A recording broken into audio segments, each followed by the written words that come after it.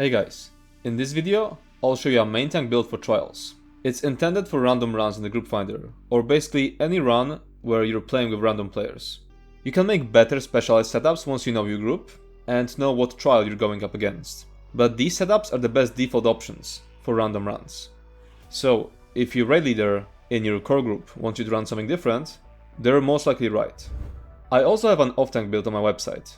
And the main and off-tank builds are designed in a way to together cover the highest amount of different buffs and debuffs, and not overlap too many of them. So if your tank teammate from a random group is also using my build, you can completely skip talking about sets and splitting different duties, because it was already taken care of. As always, you'll be able to find logs of some veteran trial clears in which I'm using this build in this video's description. This main tank build is also on my website, so if you prefer written guides over YouTube videos, you can read it there instead. The link will be in the description.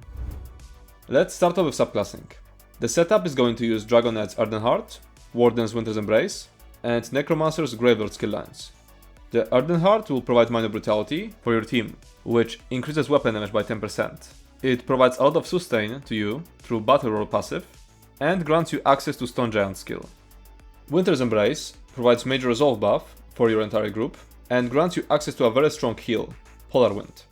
And Graveyard is going to give us access to the Glacial Colossus ultimate, which provides major vulnerability. Moving on to skills.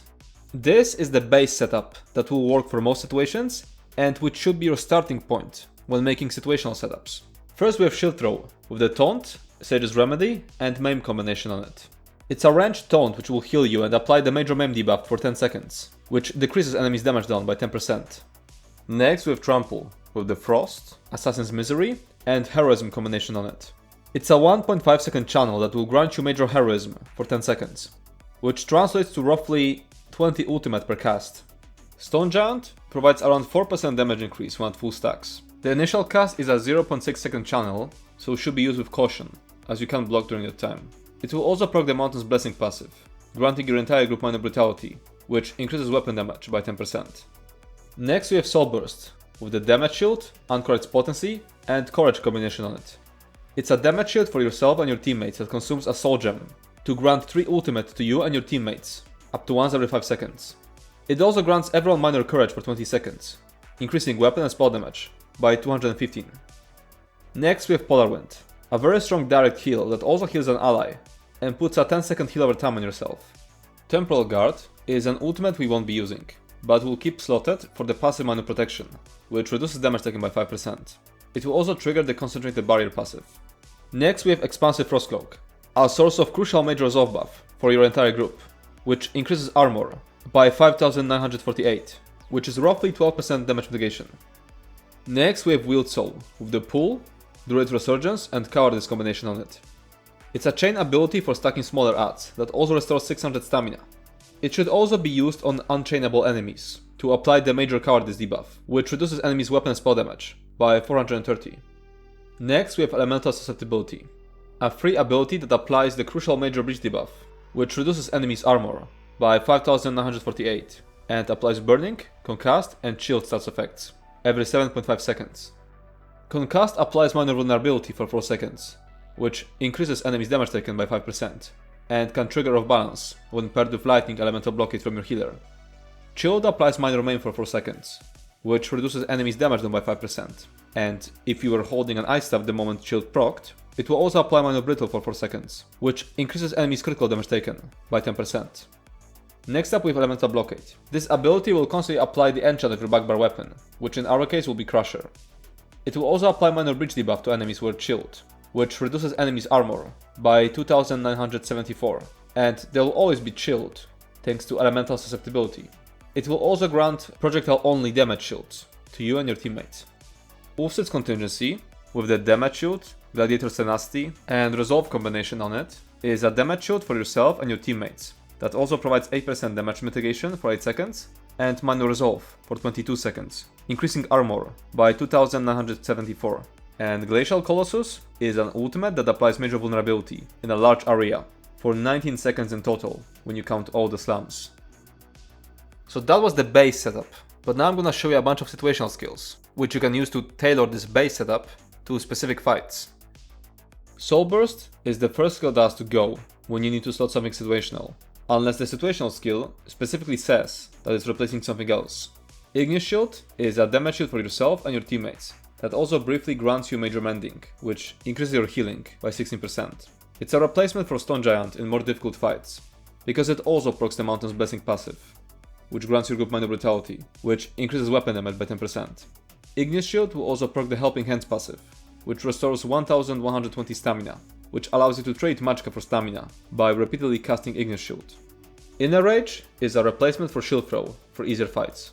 You're giving up the 10% damage reduction and the heal from Shield Throw, but you're providing an extremely strong synergy for your group. Next we have Revealing Flare, slotted for more difficult fights, where you need more damage mitigation. It's a skill that passively grants major protection, reducing your damage taken by 10%. It will also trigger the Magicka passive, which increases Magicka recovery by 10%. Next we have Immovable, use it in fights where you need lots of block mitigation or CC immunity. Next, Crushing Shock. Use it in fights where you need to interrupt an enemy who's standing far away from you. Next, Shimmering Shield. Use it in fights with dangerous projectiles. Unnerving Boneyard is a source of AoE major breach for trash fights or boss fights with lots of ads. Charging Maneuver provides your entire group with a total of 45% bonus movement speed. Very useful in trash packs, but it consumes a lot of stamina. Resolving Vigor is an extremely strong heal over time that can help you survive more difficult fights. Next, Pulsar, a skill that combined with Charged Ice Staff provides almost guaranteed AoE shield procs. Use it in trash packs.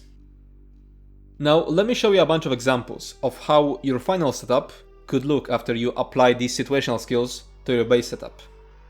This is a setup for dealing with trash packs. Trample gets replaced by Unnerving Boneyard, because you need an AoE source of major breach.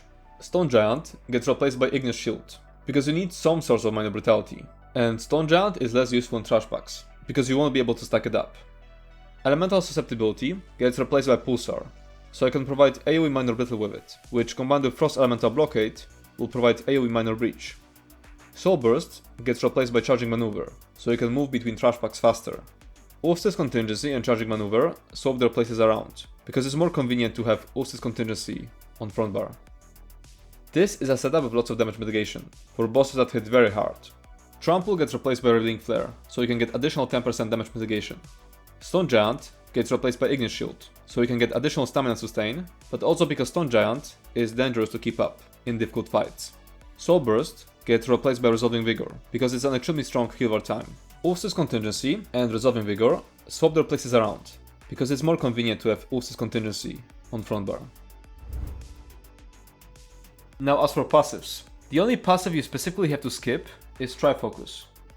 I am now very quickly going through all of the passives you should get on the screen. You can either pause the video or look up this list on the website guide.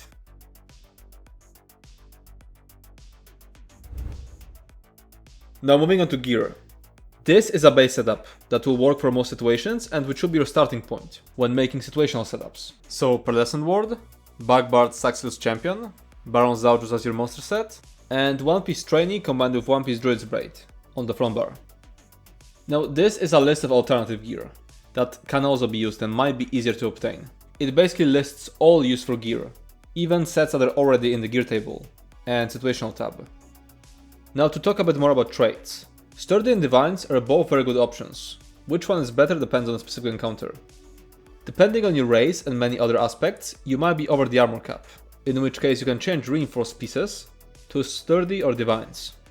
As for Harmony and Infuse on Jewelry, Harmony is stronger whenever you have at least 2 different synergies available to you, which means that Harmony will be better in the vast majority of situations, but Infuse can be better when playing with randoms, or if the specific encounter makes it really difficult for your teammates to provide you synergies. And Swift is extremely useful for trash packs. As for weapon traits, Charged is an option for the Backbar Ice Staff for trash packs. It will cause Pulsar to be almost guaranteed to proc Chill Stats effect. Now as for enchants. On the body, Tri-Stat enchants are very expensive, so you can use a mix of health, stamina and magicka enchants before you can afford them. Now let me show you a few examples of final setups you could end up with after applying situational rules to the base setup. This is a beginner setup made with only crafted gear. As I said before, you can use a mix of health, stamina and magicka enchants instead of Tri-Stat, because Tri-Stat enchants are very expensive, and this is temporary gear that you'll outgrow very fast. Now, this is an example of a setup if you don't have access to trial gear. Now, this is an example of a trash setup you can quickly switch to if you're a PC player using gears or buttons. Bugbar Ice Staff trait changes to charged, so that Pulsar becomes almost guaranteed to proc shield stats effect. And jewelry traits change to Swift, as movement speed is extremely useful while running through trash packs. Now moving on to champion points. In the default setup, in the blue tree, you'll want to use Ironclad, which grants 6% direct damage reduction, Duelist Rebuff, which grants 6% single target damage reduction, Focus Mending, which increases your single target healing by 10%, and Bulwark, which increases your armor by 1900. If you run North, you can replace Bulwark with Enduring Resolve. In the red tree, you want to use Mundus Vitality, which increases your max health by 1400, Fortified, which increases your armor by 1731, Bastion, which increases the strength of your damage shields by 15%, and Bracing Anchor, which grants 20% block mitigation, but also a 16% movement speed penalty. If you want to switch your CP for trash packs, the blue tree stays the same, but in the red tree, you'll want to use once again Bonus Vitality, but then also Rejuvenation, which grants 90 of all recoveries, Fortified, which increases your armor by 1731, and Celerity, which grants 10% movement speed. But the best champion point setup can be very situational, so now I will list all useful CPs for you to choose from.